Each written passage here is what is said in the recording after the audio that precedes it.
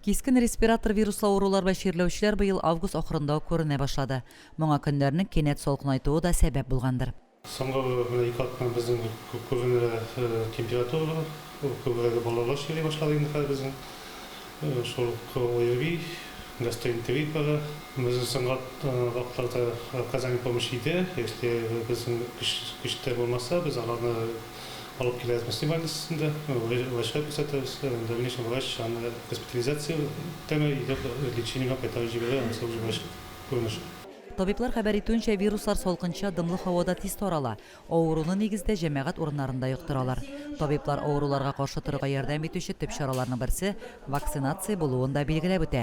Ул һәркемгә бушлай ясала. Меры профилактики, коротко расскажу, это мытье рук, это ношение масок, в медицинских организациях, это непосредственно. И самое основное, это, конечно же, вакцинация. Ежегодно нужно проводить вакцинацию против вируса гриппа. Вакцинироваться нужно было уже вчера, так скажем, не сегодня, не завтра, а уже вчера. Но кто еще не успел, еще есть, конечно же, деньки, потому что иммунитет формируется в течение 2-3 недель с момента введения вакцины.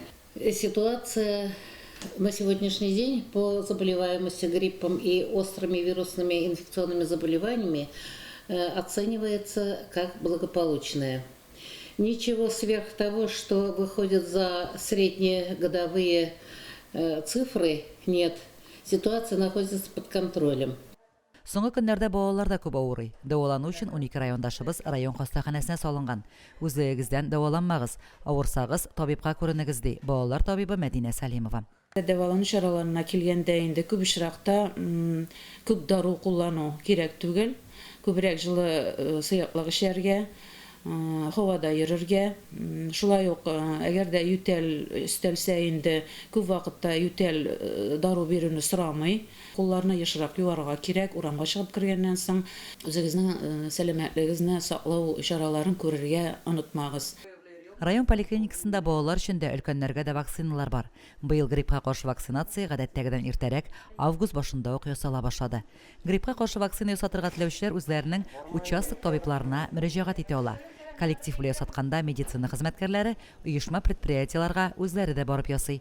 Сәламәтлек һәркемнең үз кулында. Вакцинация үткәч, грипп йоктырганда да авыруны өзлегүләрсез уздырырга мөмкин ди табиблар.